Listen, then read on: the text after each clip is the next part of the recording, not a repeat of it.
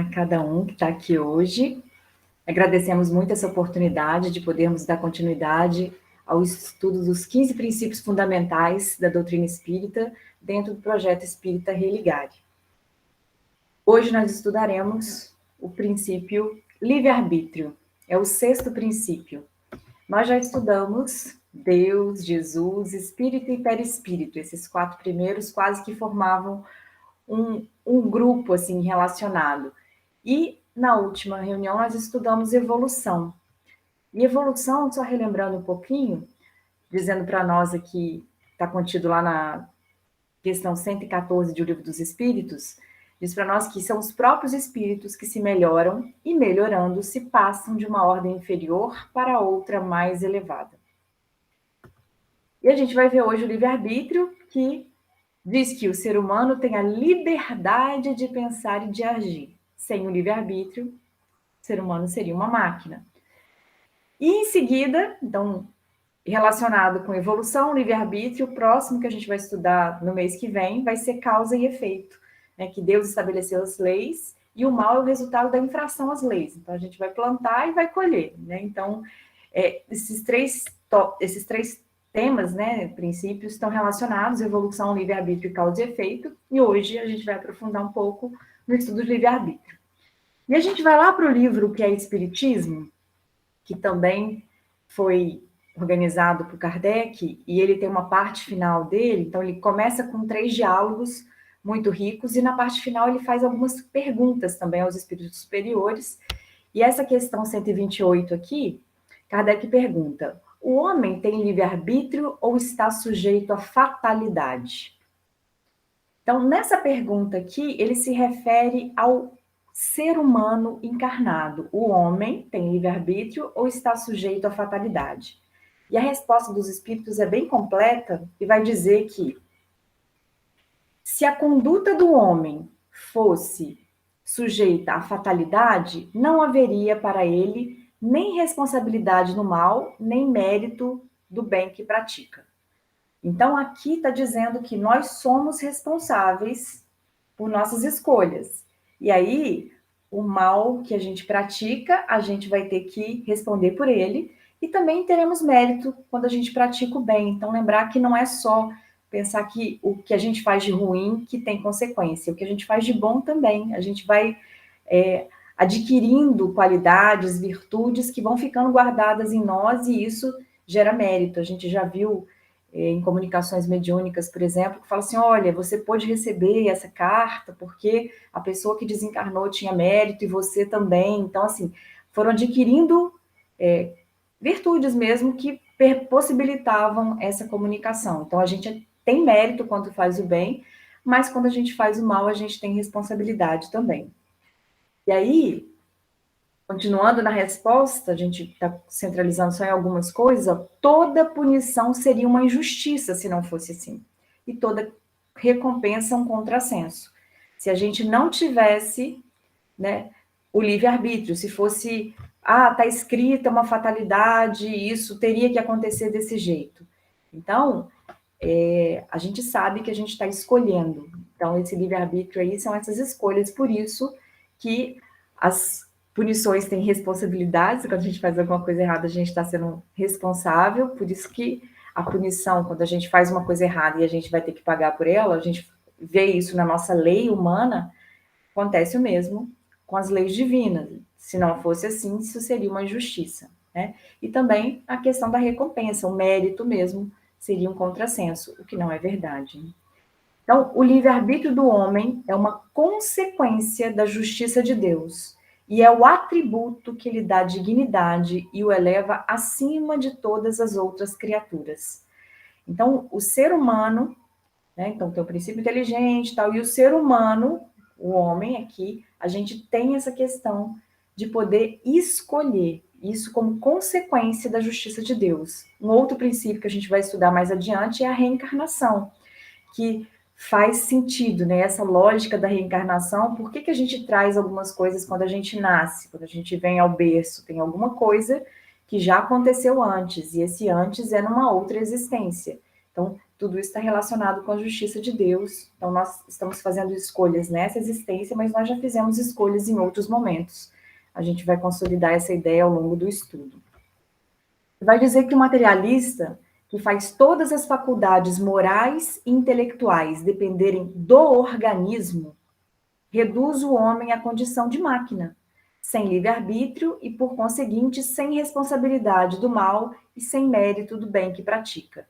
Então, se a gente pensar que não tem consequência futura, que isso não acontece nada, morreu, acabou, né? Morreu o corpo, não tem mais nada. Então, a gente nasce, é só o organismo que faz isso. É o meu corpo material, essa carne, essa vestimenta aqui, que estaria fazendo as escolhas, que teria as responsabilidades, só que, nesse momento, vou ficar doente. Mas e aquela pessoa que nasceu com uma determinada doença, às vezes com uma deficiência, como uma deficiência visual? Por que ela nasceu com isso? É só orgânico isso? Não tem nada, não tem nenhuma relação com escolhas anteriores, com vivência, com escolher um progresso mais acelerado? Por vezes a gente escolhe determinadas provas para a gente progredir, então, mais aceleradamente, né, de uma maneira mais rápida. Então, e disse isso, né, que o livre-arbítrio está nessas escolhas. Então, quando a gente escolhe, né, a gente está escolhendo no plano espiritual, a gente está tendo livre-arbítrio também lá. Mas aqui está se falando do homem, do ser humano.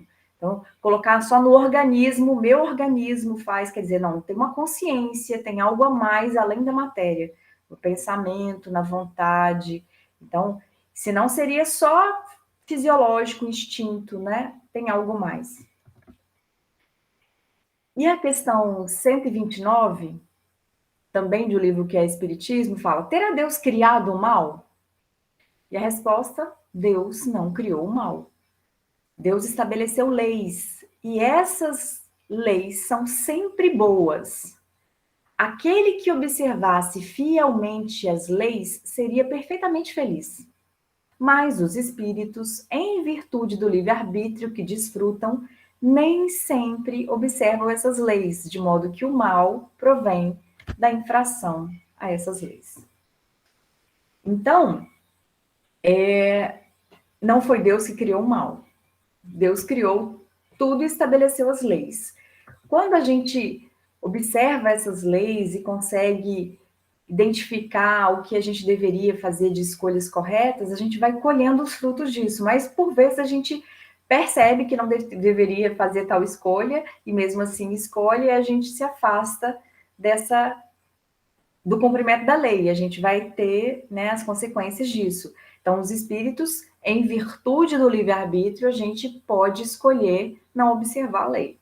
Às vezes a lei não está clara para mim, porque como a gente, né, criado simples e ignorante, pode ser que a gente ainda não tenha conhecimento de determinadas leis. E aí, em algum momento, a gente é comparado com criança, como desconhece. Uma criança, quando nasce, não sabe todas as leis daquela sociedade, às vezes, né, as crianças nascem sem saber falar, sem saber andar, então vão aprender as coisas e, por vezes, aprendem coisas corretas, dependendo do meio que está, por vezes não conhece tudo o que deveria. Então, esse comparação com criança, à medida que a gente vai crescendo, a gente vê que nem sempre a gente conhece a lei, mas a gente tem a consciência. Então, na nossa consciência, a gente já sabe, na maturidade que a gente tem hoje, com mais de 2 semanas de conhecimento do evangelho bíblico, André Luiz falou assim, então a gente já sabe o que é certo e o que é errado. Essa desculpa para nós, né, não serviria. Já, eu não sei bem a lei, a gente já sabe de alguma maneira, sim.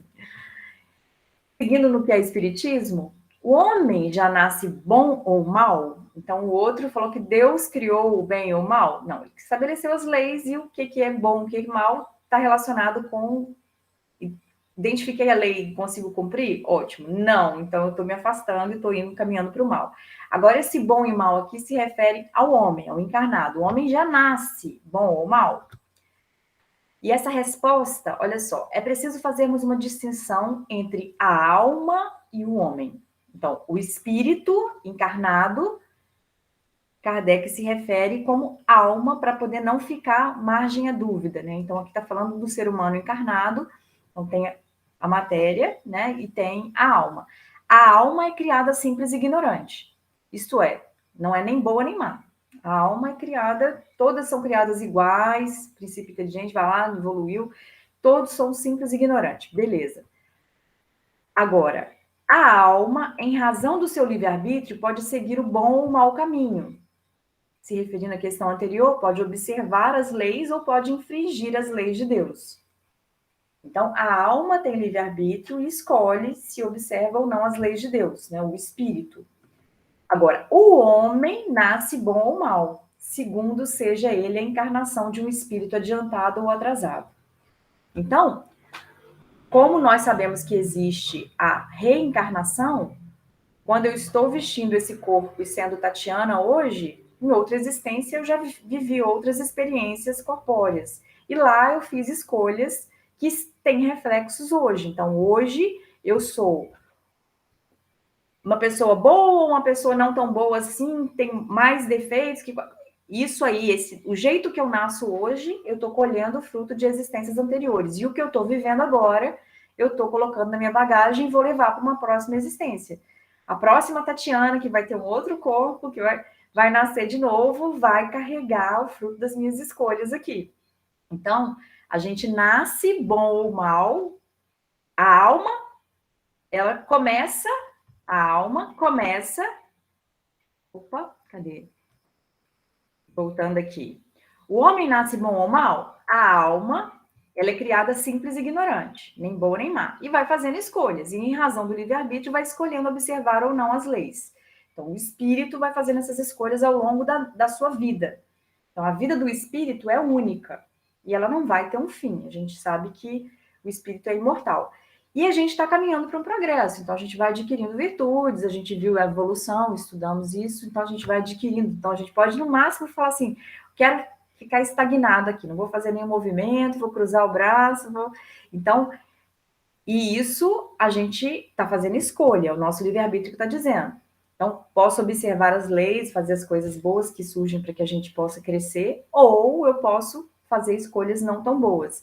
Mas essas escolhas vão vir à tona numa próxima existência que a gente for encarnar novamente, que a gente vai trazer. Então, aquele menino que nasce ali no berço, aquela criança, ela tem um espírito que já viveu outras vezes e ela é boa ou ela é má? A gente tem luz e sombra, né? Que brilha a nossa luz. A gente tem luz, sim, com certeza, mas a gente ainda tem sombras. Então, mas o quão de luz e quanto de sombra a gente tem está relacionado com escolhas anteriores, com coisas que a gente viveu em outras existências e que a gente escolheu nessa também. E aí, o Livro dos Espíritos, que é o primeiro livro da codificação kardeciana, que é um livro de perguntas e respostas, que os espíritos superiores responderam, ele é separado em 4 livros. E tem né, o penúltimo livro, o terceiro lá, fala das leis morais. São várias leis. E aqui, essa questão de livre-arbítrio é tratada em 2 leis, na lei de liberdade e na lei de progresso. Então, tem várias questões relacionadas a esse tema. Claro que a gente não vai conseguir abordar todas hoje, a gente vai abordar algumas delas. Então, é bem rica a profundidade que é dada a essa questão, tanto da liberdade quanto do progresso, tendo em vista as nossas escolhas, né? O que a gente está escolhendo aqui, o que o nosso livre-arbítrio está nos levando. Então, nessa questão aqui, 843, tem o homem o livre-arbítrio de seus atos? Isso é aquela lá de trás, pois que tem a liberdade de pensar, tem a de agir. Sem o livre-arbítrio, o homem seria uma máquina. Então, se a gente pensasse que a gente vai vivendo no fluxo, não faz escolha nenhuma, isso é assim, é aquela coisa que está escrita, né? Aqueles que acreditam que tem um determinismo, que está tudo escrito, planejado, aconteceu isso porque tinha que acontecer. Algumas coisas, sim, algumas coisas a gente escolheu antes, e há coisas maiores, às vezes com relação a doenças, algumas coisas realmente a gente pode ter escolhido, mas muitas das coisas, a maioria das coisas do nosso dia a dia, tem relação com o nosso pensar, com o nosso escolher, com a nossa ação aqui, ó, como é que a gente está agindo.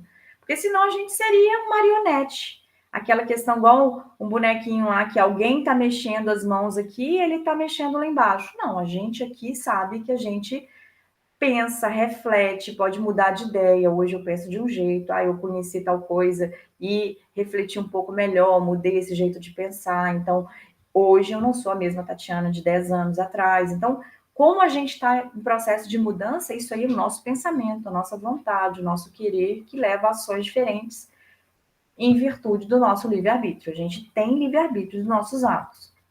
Então, o livre-arbítrio é essa possibilidade que o indivíduo tem de escolher. Então, o que nós estamos escolhendo? Isso é o nosso livre-arbítrio. A gente está escolhendo a todo momento. Eu acordo de manhã, meu horário de acordar é a hora que eu quero. Não, eu tenho que acordar, tal horário eu coloco o despertador. Não, mas tal dia. Desde a hora que a gente acorda, se a gente faz pressa ou não faz pressa, se a gente se alimenta de que jeito, com pressa, ou se alimenta calmamente, o que a gente vai ingerir, tudo é escolha. Eu vou fazer uma higiene bucal antes ou depois, eu vou fazer. A gente vai escolhendo a cada momento.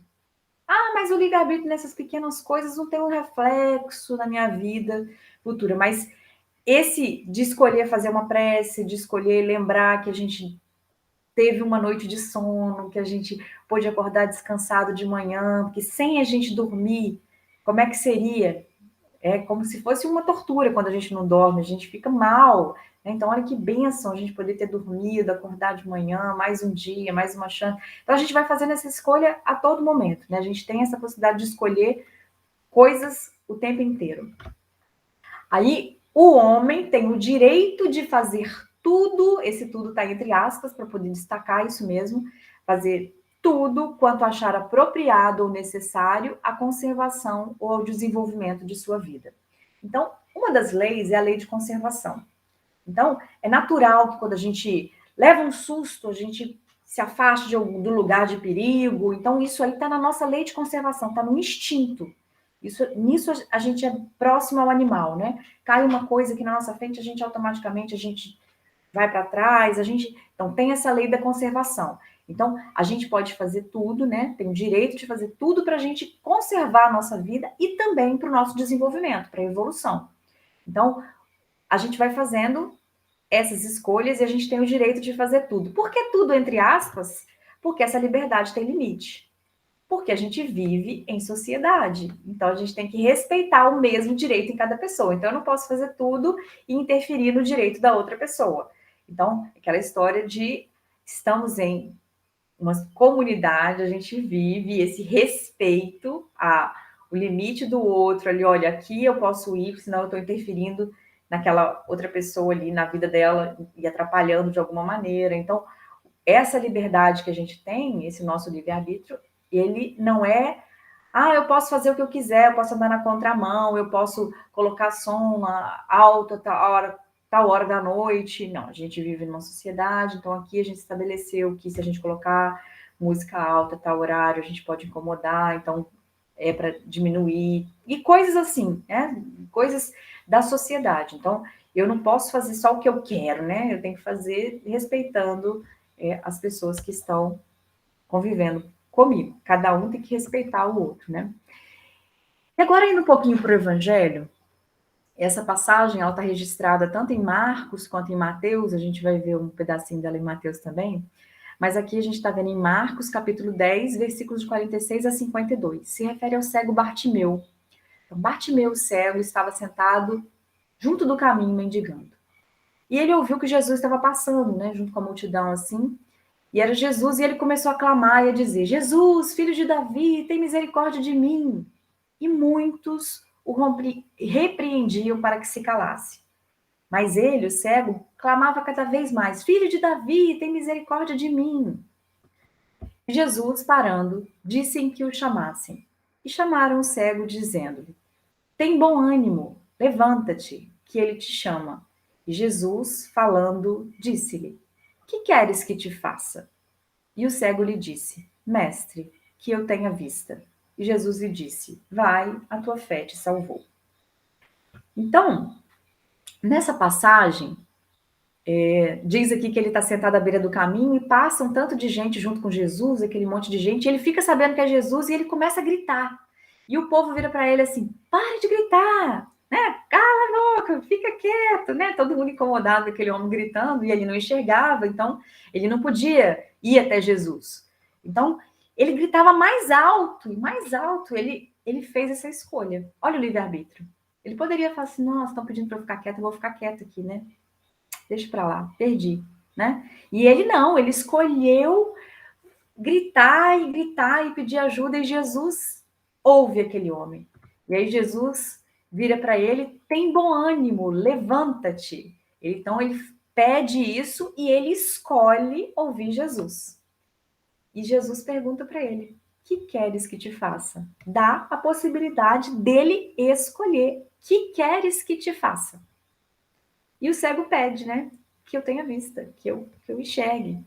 E Jesus o cura, né? E diz para ele que a fé salvou. Mas em alguns momentos aqui, então, ele continua clamando e ele poderia pedir outras coisas para Jesus. Fala assim: ah, mas o que ele poderia pedir? Se ele tem uma vida ali, né, às vezes de pobreza, ele poderia ter pedido mais coisa, né? Que queres que te faça? Jesus coloca uma coisa bem ampla assim, né? E ele que eu tenha vista.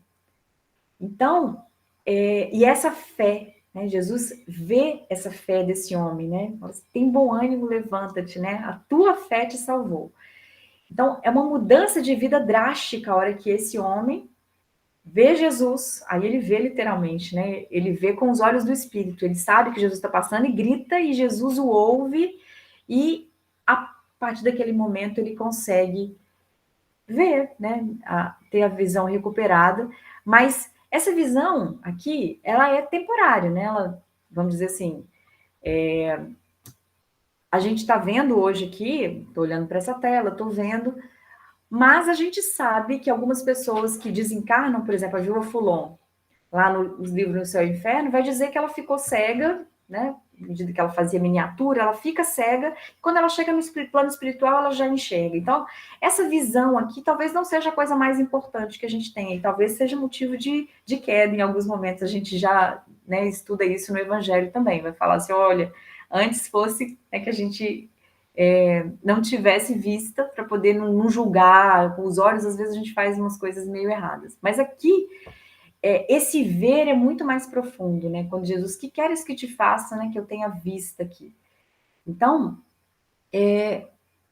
essa escolha, o que a gente está buscando? O que a gente quer ver? A gente quer ver a vida espiritual, quer prestar atenção que a gente está aqui encarnado, que isso aqui é transitório, que a gente está fazendo escolhas a todo momento e que essas escolhas é o que a gente está colocando na nossa bagagem que a gente vai levar. A gente não vai levar nada de material. A gente está conseguindo ver essas coisas, né? O que a gente quer, né? O que a gente está buscando aqui? A gente está numa reunião espírita, estudando um pouco mais da doutrina dos espíritos, que esclarece, que permite que a gente faça escolhas, às vezes um pouco diferente do que a gente faria antes de conhecer essa doutrina.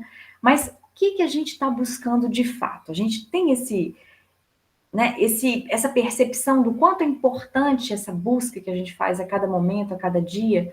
E a gente está no mês de dezembro, e é aproximado o Natal, né? Muda um pouco essa vibração aqui na Terra, e a gente fica assim, vamos fazer uma reflexão de como é que foi o ano, esse um ano atípico, o segundo ano que a gente está vivendo com um distanciamento ainda, a gente não está podendo encontrar a quantidade de pessoas que a gente encontrava, já está voltando alguma coisa, mas a gente ainda está mais longe fisicamente das pessoas, a gente teve que mudar. E o que a gente mudou dentro, né? Então, essas escolhas, o que eu estou enxergando, como que eu estou vendo aqui? Estou pedindo a Jesus para me ajudar, mestre, que eu tenha vista, né? Jesus oferece escolhas para a gente, né? O que a gente está escolhendo? E no livro Caminho, Verdade e Vida, Emmanuel, pelas mãos do Chico, vai falar dessa passagem, vai pegar lá em Lucas, vai dizendo: que queres que te faça? Jesus pergunta para o cego e ele respondeu: Senhor, que eu veja. E aqui Emmanuel vai falar, né, é bem mais longa o estudo, o texto, mas olha só, à frente do magnânimo dispensador dos bens divinos, recebendo a liberdade tão ampla, o pedinte sincero responde apenas isso: Senhor, que eu veja. No outro, né, em Marcos, que eu tenha vista. Então, o que ele pede? Para ele ver. que a gente está querendo ver? Então, assim, o que a gente quer ver, né? Então, ele tinha liberdade total. Jesus pergunta, o que queres, né? O que queres que te... E aí o propósito desse cego honesto e humilde deveria ser o nosso em todas as circunstâncias da vida. E Emmanuel dando esse conselho, olha, o propósito desse cego, do Bartimeu, honesto e humilde, devia ser o nosso em todas as circunstâncias da vida.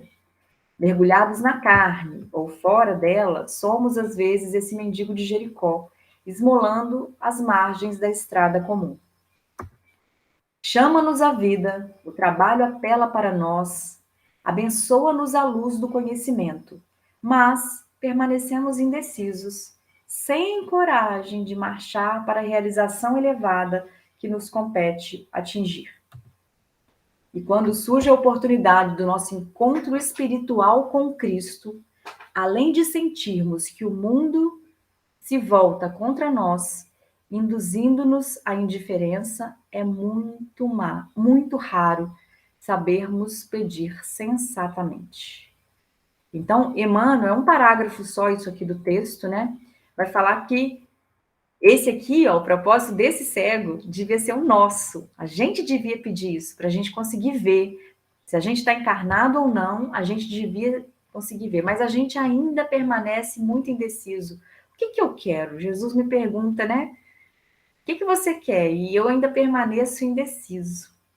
Então, tem a luz do conhecimento, a gente tem essa bênção que é a doutrina dos espíritos, com tantas evidências desse plano espiritual, de como é que é a vida, depois que o nosso corpo fica por aqui, a gente volta para casa e a gente ainda fica indeciso.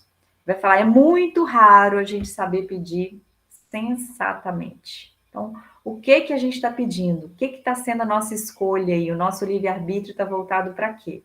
Então, essa lição aqui é um pouco para a gente refletir, a gente tem essa possibilidade, a gente está num momento, né, oportuno do ano, que a gente volta um pouco mais para essas questões espirituais e esse encontro espiritual com Cristo que renasce, né, quando a gente permite, ele está aqui sempre dentro e a gente pode deixar ele brotar mais firmemente, né, que a gente consiga pedir mais sensatamente aí.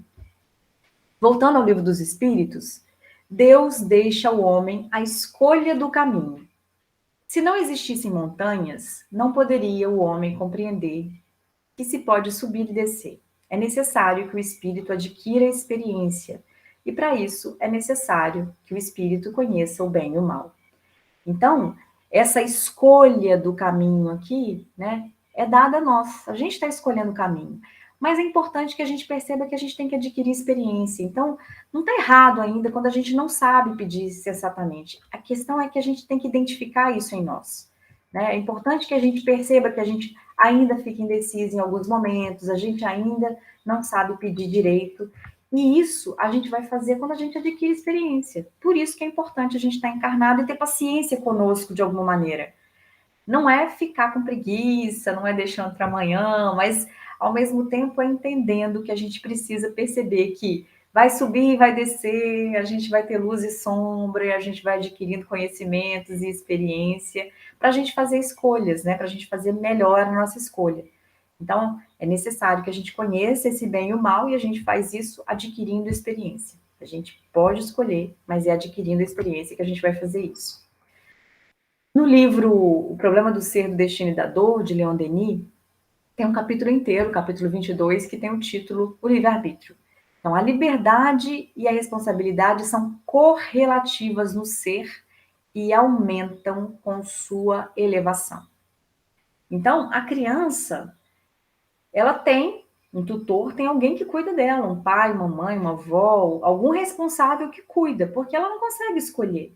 Então, assim, é a sociedade, ela que vai escolher se vai tomar vacina ou não? Ela que vai escolher se vai para a escola ou não? Não, ela escolhe se ela quer suco de esse sabor ou aquele, às vezes, mas não ela vai escolher coisas importantes, né? Então, quando a gente é criança, a gente escolhe menos coisas à medida que a gente vai amadurecendo e vai ficando adulto, a gente vai tendo mais liberdade, mais responsabilidade, né? Que vão aumentando à medida que a gente amadurece, vamos dizer assim, que a gente fica mais velho no nosso caso. Mas Com relação ao espírito, quanto mais evoluído, quanto mais a gente se eleva, a gente vai ter mais liberdade e responsabilidade. E aí, uma questão que seria natural a gente pensar, e Kardec pensou isso e perguntou, como pode o espírito, que em sua origem é simples, ignorante e sem experiência, escolher uma existência com conhecimento de causa e ser responsável pela sua escolha? Então, olha só, lá atrás a gente era simples, ignorante, não tinha experiência nenhuma. Como é que a gente ia fazer as escolhas de como é que a gente ia encarnar desse jeito ou daquele, né? Como é que a gente vai ser responsável por uma escolha que a gente ainda não está capacitado para fazer? Como se a gente fosse muito criança, bebezinho lá. Então, como é que eu vou escolher? Então, assim, o que eu sei para eu fazer essa escolha? E a resposta é: Deus supre a sua inexperiência, como fazes com uma criança desde o berço, mas deixa-lhe pouco a pouco a liberdade de escolher, à medida que o seu livre-arbítrio se desenvolve. E então que ele muitas vezes se extravia, tomando o mau caminho, por não ouvir os conselhos dos bons espíritos. Então, Deus, né? Aí eu vou colocar aqui, nós sabemos que Deus socorre o homem pelo homem, a gente tem ajuda espiritual, a gente tem anjo de guarda, a gente tem bons espíritos que nos aconselham. Então, à medida que esse livre-arbítrio se desenvolve aí, a gente vai tendo mais liberdade de escolha. Mas no primeiro momento, alguém escolheu por nós e depois a gente foi fazendo escolhas. Algumas encarnações são compulsórias, aí é meio obrigatório ainda. Quando eu estou fazendo escolha muito, muito errada, eu tenho que colher o fruto daquela coisa errada, daquele distanciamento da lei ali. E isso, às vezes, é compulsório. Então, vai ter um grupo de espírito que vai fazer, ó, é assim, bom. Mas, à medida que a gente vai fazendo escolhas mais corretas, a gente vai tendo, né, mais conhecimento, vai amadurecendo, deixando de ser essa criança, vai adquirindo experiências, a gente vai aumentando a nossa possibilidade de escolher, o nosso livre-arbítrio se desenvolve.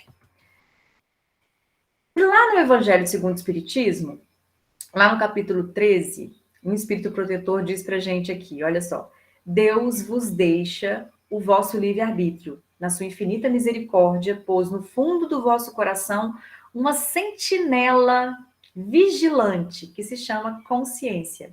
Ouvia, que ela vos dará bons conselhos. Então, nós temos a consciência, apita em nós já alguma coisa assim, pensa, não devia ter falado isso desse jeito, olha, você podia ter agido daquela maneira. Quando a gente olha mais para dentro, a gente consegue perceber isso mais, né? A gente tem o livre-arbítrio pela misericórdia de Deus, a gente tem a consciência. A gente pode escolher e tem alguma coisa em nós que vai nos apontando esse caminho. Então, isso é essa sentinela vigilante que está dentro de nós. Esse espírito protetor nos alerta aqui disso aqui. Voltando ao livro do Leon Denis, se a liberdade humana é restrita, está pelo menos em via de perfeito desenvolvimento, porque o progresso não é outra coisa mais do que a extensão do livre-arbítrio no indivíduo e na coletividade. Então, no indivíduo, a gente tem a consciência. E na coletividade, a gente vai vendo que determinadas leis nossas vão amadurecendo. À medida que individualmente a gente vai crescendo, isso reflete na sociedade, né? Então, na coletividade, essas mudanças também vão acontecendo. Então, essa liberdade humana é restrita. A gente sabe que eu não posso fazer qualquer coisa, eu tenho que respeitar o outro, né? Mas está em...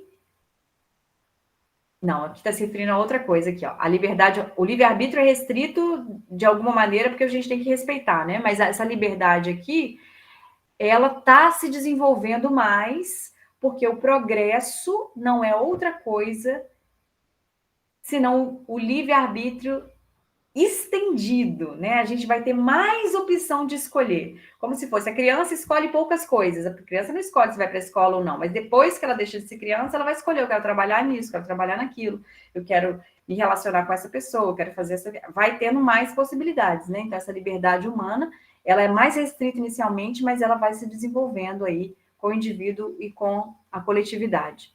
Para sermos livres, é necessário querer sê-lo e fazer esforço para vir a sê-lo, libertando-nos da escravidão da ignorância e das paixões baixas, substituindo o império das sensações e dos instintos pelo da razão. Então, esse texto é bem denso, tem muitas informações aqui, eu grifei só 3 palavras, mas tem muito mais coisas que a gente poderia destacar. Olha só, para a gente ser livre, a gente tem que querer. E a gente tem que fazer esforço para isso. Então, não vai ser de graça essa liberdade, esse crescimento, esse amadurecimento. A gente tem que querer isso, a gente tem que se esforçar para isso. E a hora que a gente sai dessa escravidão, escravidão de quê? Da ignorância. Então, eu vou adquirir conhecimentos. Quando eu vou adquirindo conhecimentos, eu deixo de lado aquilo que eu não sei, né? Ó, isso aqui agora eu passo a saber, e também me liberto das paixões baixas. As paixões baixas, aquela coisa do instinto ainda, buscando só sensações, a gente vai trocar isso pela razão. Então, essa busca de conhecimento, essa busca é uma coisa que faz a gente progredir e ir se distanciando dessa coisa só instintiva, né? Meio animalesca, que ainda está em nós. Somos animais, a gente tem um corpo aqui, tem matéria, a gente sente necessidade de se alimentar, a gente tem várias necessidades aqui que são da matéria. E temos instintos. Mas esses instintos a gente consegue dominar melhor à medida que a gente faz um esforço, à medida que a gente se conhece, à medida que a gente... Então, o nosso livre-arbítrio aí, ele... Se eu ainda faço coisas que o meu instinto aqui ganha, eu estou perdendo, né? A minha escolha não está sendo muito voluntária, ela está sendo meio escrava. Eu ainda estou presa em determinada coisa. Se acontece uma coisa comigo e eu grito e eu não consigo mudar esse hábito meu, eu estou escrava de um hábito. Então, isso está sendo mais forte do que a minha razão, o meu querer. Então, não, peraí, eu posso fazer diferente, eu posso fazer um esforço e me livrar de algumas coisas aí usando a razão. E aí, tem uma questão que fala de progresso intelectual e progresso moral, que a gente já se referiu em outro momento, mas fala que aqui, o homem, então, pode escolher. O desenvolvimento do livre-arbítrio segue ao desenvolvimento da inteligência, esse conhecimento. À medida que a gente vai adquirindo conhecimentos, a gente vai desenvolvimento, como é que a gente vai desenvolvendo, né, vai tendo mais desenvolvimento do que a gente escolhe. E esse progresso completo, é o alvo que a gente pretende atingir.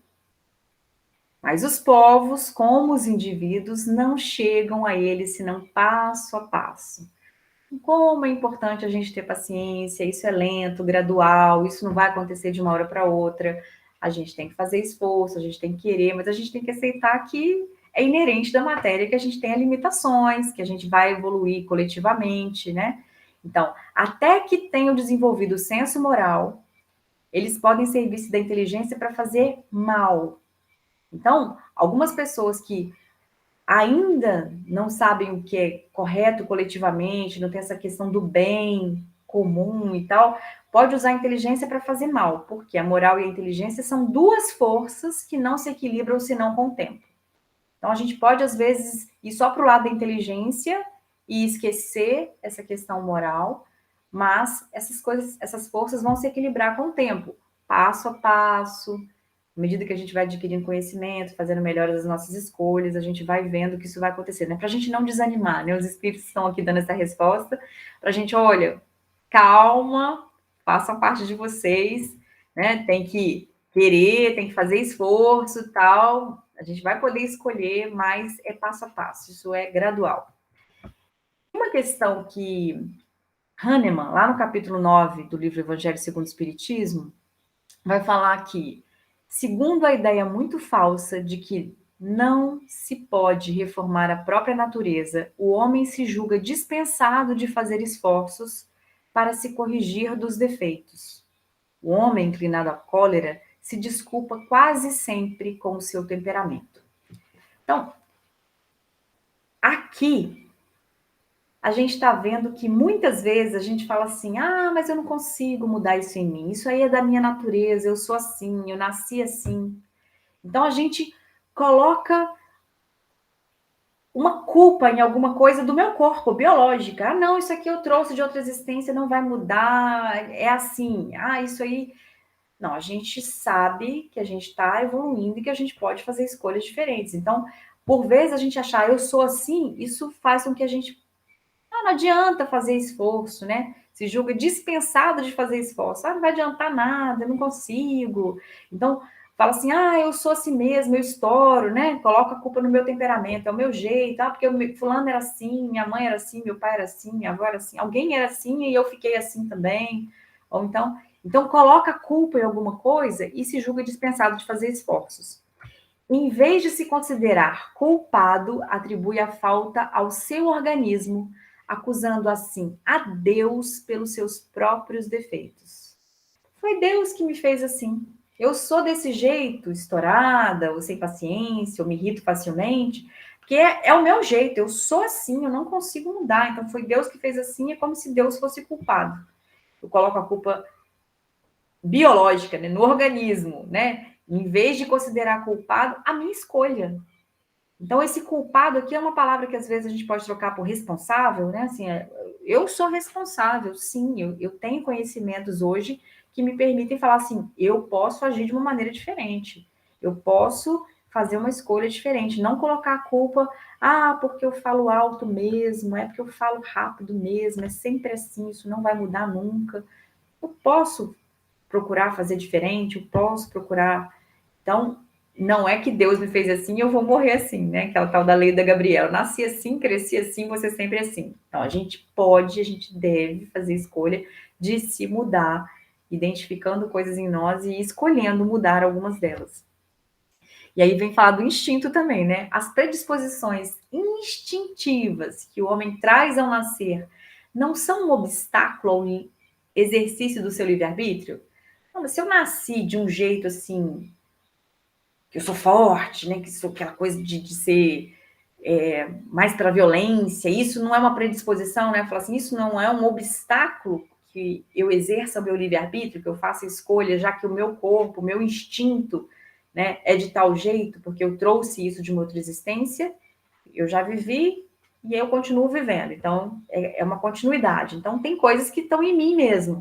Isso não atrapalha o livre-arbítrio? Não impede com que eu exerça esse livre-arbítrio? Essa é a pergunta de Kardec na questão 845. E os espíritos superiores respondem: as predisposições instintivas são as do espírito antes da sua encarnação, conforme ele é mais ou menos adiantado.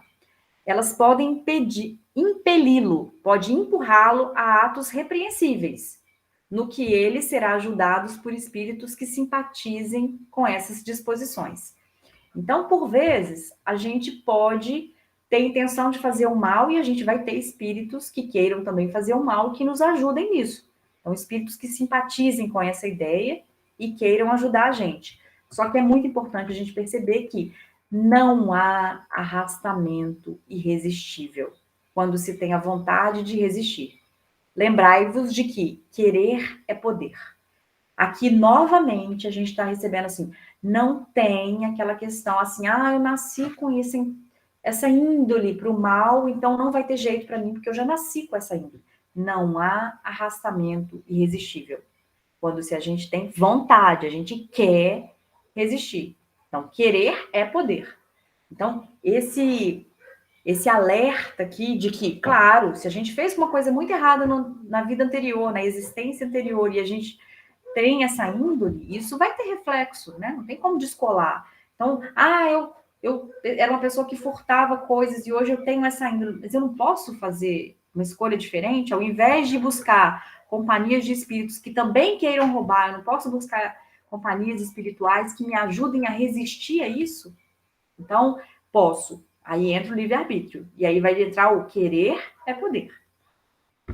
E vai falar aqui, no estado errante, né? Entre uma encarnação e outra, né, os espíritos que ainda têm que encarnar, antes de uma nova existência corpórea, o espírito tem consciência e previsão do que vai acontecer durante a sua vida, a próxima encarnação. Então, lá na espiritualidade, né, na vida material, a gente está encarnado. Na vida espiritual, entre uma encarnação e outra, a gente chama isso de estado errante. Lá, o espírito vai ter consciência, né, do que acontece na vida futura, o que vai acontecer. Aí ele vai falar assim, Ele mesmo escolhe, o espírito mesmo escolhe o gênero de prova que deseja sofrer. Nisto consiste o seu livre-arbítrio. Então, por vezes, a gente já viu gente falando assim, olha, eu tenho que consertar ainda em mim umas 10 coisas. E aí, negociando lá no plano espiritual, assim, olha, eu vou escolher qual dessas 10, eu vou escolher quantas, eu vou escolher... Aí, às vezes, fala assim, não, eu quero escolher essas 5 aqui. Não, escolhe só 3, porque 5 é muito. Então, tá dizendo aqui que lá no plano espiritual, a gente escolhe, né, o gênero de prova aí que a gente vai viver na próxima existência corpórea. Isso é o nosso livre-arbítrio lá. Isso é uma das questões que a gente escolhe mesmo quando a gente vai vir aqui para a matéria. Aí fala assim, mas não é Deus quem impõe as tribulações da vida como castigo? Então, olha só, Kardec pergunta isso lá em 1857, quando ele estava um pouquinho antes, né? Lá foi publicado o Livro dos Espíritos. Então, nesse momento, está desvinculando de novo daquele Deus que é um Deus que castiga, um Deus Senhor dos Exércitos. Então, Deus bom, justo, amoroso, né? Deus, esse Deus amor que Jesus trouxe para nós está sendo resgatado com o Consolador prometido. Então, aqui ainda tem essa questão, mas não é ele que impõe como castigo, não é Deus que vai fazer isso como castigo? Nada acontece sem a permissão de Deus, porque foi ele quem estabeleceu as leis que regem o universo. Dando ao espírito a liberdade de escolha, deixa-lhe toda a responsabilidade dos seus atos e das suas consequências. O caminho do bem está à sua frente como o mal. Então, é Deus que vai impor o castigo? Não. Ele dá a liberdade de escolha e a gente vai ter responsabilidade. Isso tem relação com o próximo tema que a gente vai estudar, que é causa e efeito. Então, aí vai entrar, olha, a gente está podendo escolher. Deus estabeleceu as leis e deu a liberdade de escolha. E a gente vai ter responsabilidade, a gente vai colher aquilo que a gente está escolhendo agora plantar. O que eu estou plantando hoje, eu vou colher. Então, essa liberdade não é castigo. Ah, eu fiz isso, então vou ser castigado. Não é isso. A gente vai ter responsabilidade, porque a gente tem a liberdade de escolher. Então, seguindo no Livro dos Espíritos, a alteração das faculdades intelectuais pela embriaguez desculpa os atos repreensíveis. Então, eu fiz alguma coisa errada porque eu estava embriagada, eu perdi, né, consciência, eu não lembro de nada que eu fiz, então isso aí desculpa? Não.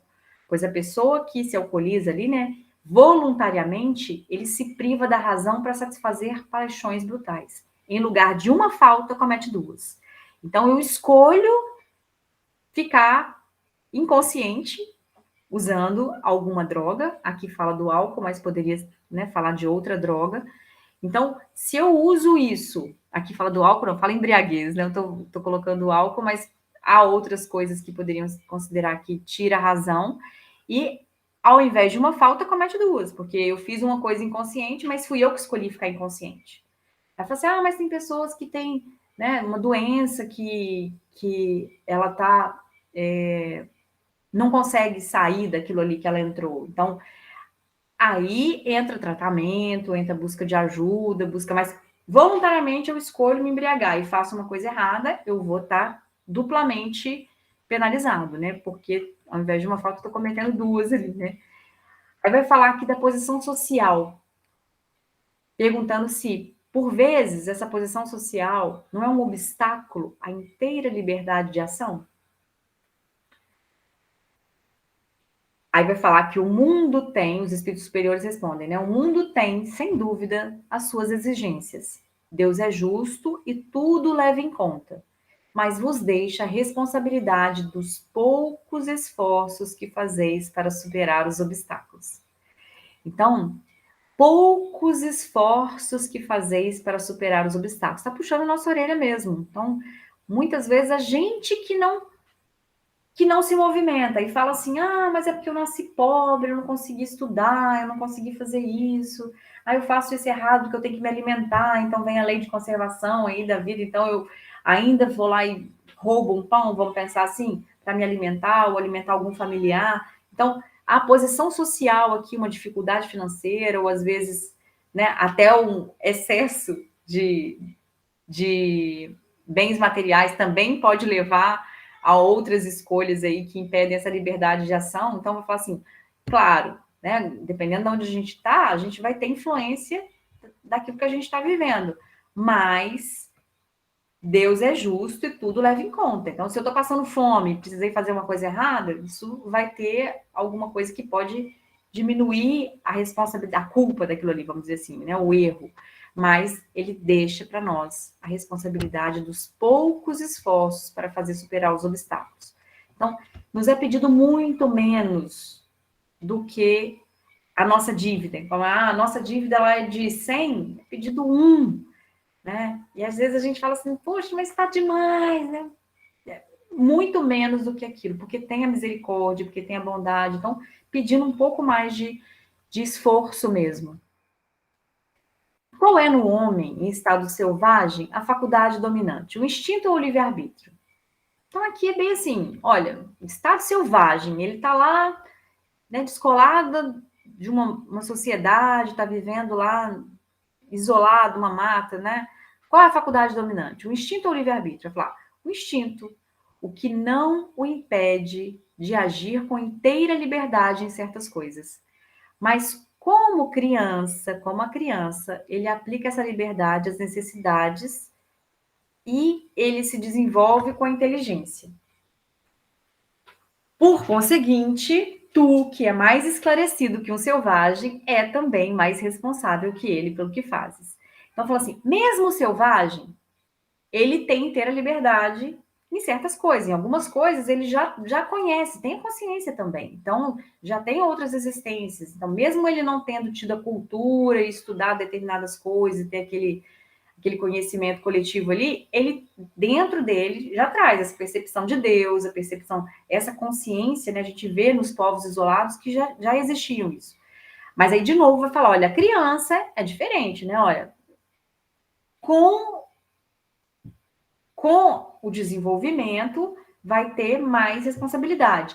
E nós, que temos mais conhecimentos, vamos ser mais responsáveis. Então, muito cuidado com as nossas escolhas, que a gente vai ter mais responsabilidade que ela. E nesse texto aqui, é um exemplo que está no livro Ideal Espírita.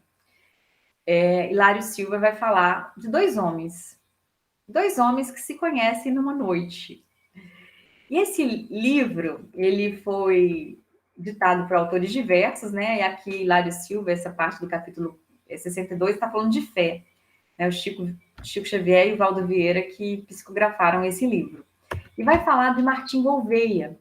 Martim Gouveia, moço ainda, ele afeiçoara-se a pilhar residências incautas. Ele roubava residências. Ele subtraía o que pudesse e ele nunca tinha sido pego por nenhuma autoridade. E vai dizer que numa determinada noite ele fica namorando uma residência lá que estava fechada, parecia que ninguém morava lá. E vai dizer que o autor... Opa! Eu pulei um pedaço. Deixa eu voltar.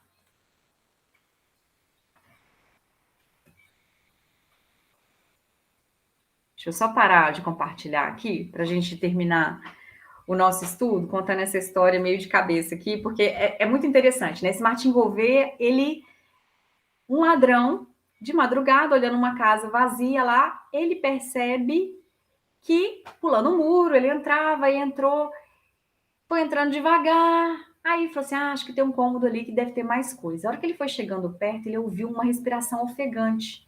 E a hora que ele ouve isso, aí ele já fica assim, tem alguém, né? Já fica armado assim e pega um punhal, pensando assim, se tiver alguma reação, já vou fazer alguma coisa aqui, se tiver alguém. E a hora que ele percebe, tinha um senhor naquele quarto, e esse senhor vira para ele assim, foram os espíritos que me ouviram, graças a Deus, e começa a louvar e agradecer por ele estar ali. Eu pedi ajuda e mandaram você.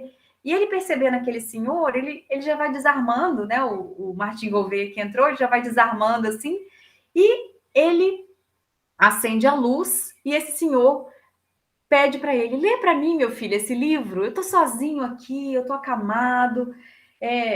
Esse senhor, ele tinha uma paralisia, e ele ficava lá sozinho. E esse homem, esse ladrão, esse homem entrou na casa dele. Então, né? Ó, entrou sem chave, sem ser chamado, sem conhecer. Esse senhor foi muito bonzinho de escolher olhar aquele ali como um enviado dos espíritos. Ele fez essa escolha. Aquele homem acamado escolheu olhar para aquele ladrão como, olha, você foi enviado pelos espíritos. E aquele ladrão, naquela hora, deixou ser tocado pelo Senhor. Ele escolheu ler o livro. Ele não usou o punhal, ele leu o livro. E o livro era o Evangelho segundo o Espiritismo. E ele foi lendo, lendo, e mudou de vida naquela noite. E resolveu ficar estudando, né, junto com aquele senhor, cuidando dele, por 5 meses que ele viveu ainda. Esse senhor não tinha herdeiros, então deixou a casa para ele e deixou, sobretudo, os ensinamentos. E ele mudou de vida. Então, olha só que escolha desses dois homens, né? Um encontro e os dois fizeram escolhas ali. Então, a gente tem o nosso livre-arbítrio e a gente pode mudar de vida em determinadas coisas quando a gente quiser, né? Sempre esse convite, né?